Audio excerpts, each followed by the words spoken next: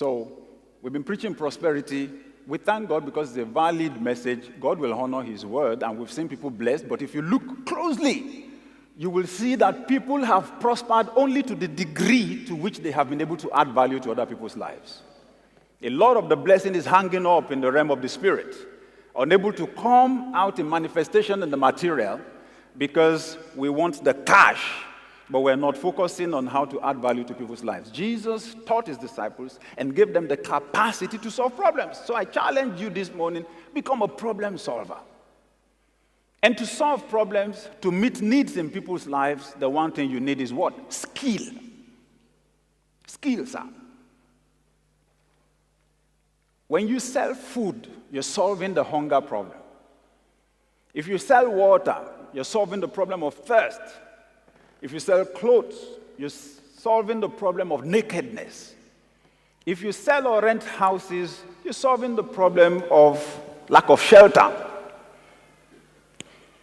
If you drive a taxi or you drive a bus, you're solving the transportation problem. If you run a school, you're solving the ignorance problem. Okay? So, whatever it is you're selling, whatever services you're offering, you're actually solving problems, meeting needs in people's lives. But you realize that to be able to solve problems, you need skill. We're not born with skills. Or have you seen someone who was born with the ability to cook food? A young child. As soon as the child began to speak, the child began to reel out recipes for cooking chicken curry. No. Skill is acquired. You learn skills. And I want to challenge us this morning. Listen, there's no point. I'm not going to deceive anybody. You've got to know how to do something, and you've got to know how to do it well if money is going to come to you. I know that some Christians just suspend their brains because they are now Christians, and all they focus on are spiritual activities. Now that's fine if you are called into ministry like myself. Focus on prayer and fasting. And when you get the anointing, pray for people. If problems are solved in their lives, minister to them. I guarantee you, to the degree to which you add value to people's lives, the resources are coming back. But if that's not your calling,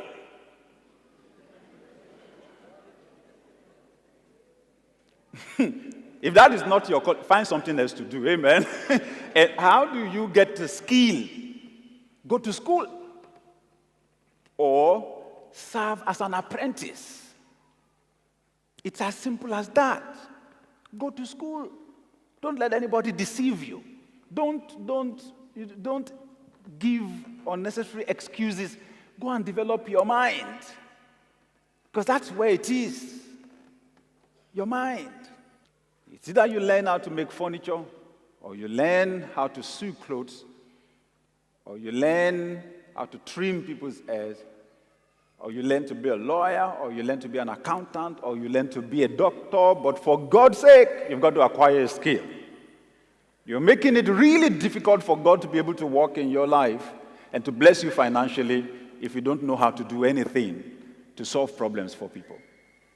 Look through the whole of scriptures. I know we like mystery.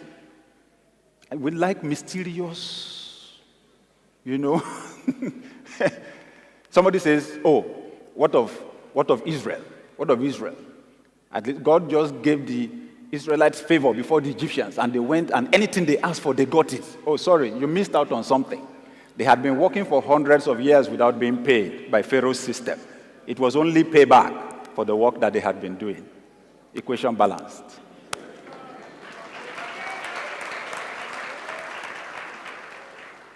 Somebody says, but Joseph, it happened within 24 hours. They sent for him. Pharaoh sent for him, and, you know, his life changed around. He became the prime minister of Egypt. Oh, you still missed out on something. That in the first place, that door opened because someone mentioned his name. And the person who mentioned his name was someone that he solved the problem for 2 years before in prison. You also missed out on the fact that when they sent for him from the palace, they didn't bring him there to come and warm the chair.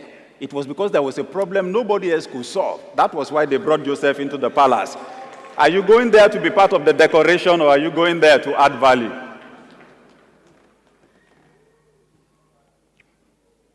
So, serve as an apprentice. It's one of the quickest ways. Look for an expert. Look for someone who does the job so well. And serve under the person. Which means that if you are not humble, you won't acquire any skill. Am I right? If you are not teachable, because some people are not teachable. They argue with the teacher. They have a problem with authority figures. They think, what's it? Nonsense. What's he going to tell me? You know? What's he going to tell me? Senior Pangolo. You know? What's he going to tell me? What is it? Nonsense. And you know what? It's understandable if we do all of that while we're young and we don't understand what life is about. But as you are growing up and you are maturing, remember what Paul the Apostle said in 1 Corinthians 13:11. When I was a child, I spoke as a child, I understood as a child, I thought as a child. When I became a man, I put away childish things. It's time to stop playing truancy. I'm serious. It's time to get serious about life. And what I find also is that some people think they're too old to learn. People grow old too quickly in our environment. They stop learning. When you stop learning, you start dying. What you earn is tied to what you learn. So you must never stop learning. Attend the seminar. Okay? Attend the training course. Okay? You acquire some skill in some specific area, okay, of specialization. Now, you acquire skills at different levels.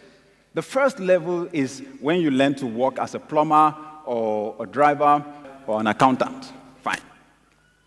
But then, you will observe that when you do your job very well, they give you promotion. After some time, they call you supervisor or manager. And then you find out you need to work with 10 people. You have to work with 20 people or with 50 people. And then you realize that at that point in time, your training as a doctor or a lawyer will not serve you anymore. You need a new set of skills. You need to develop management skills.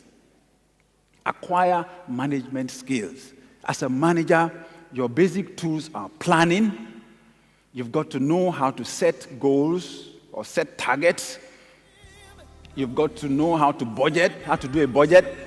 Because now, whereas all the money you managed before was only your own money, now you need to manage the money for a whole department.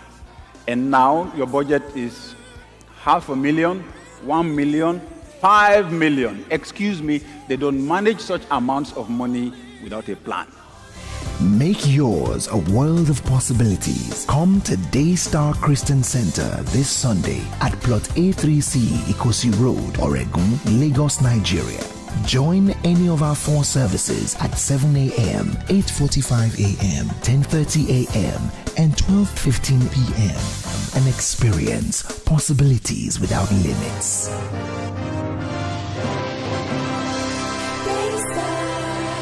Daystar, raising role models.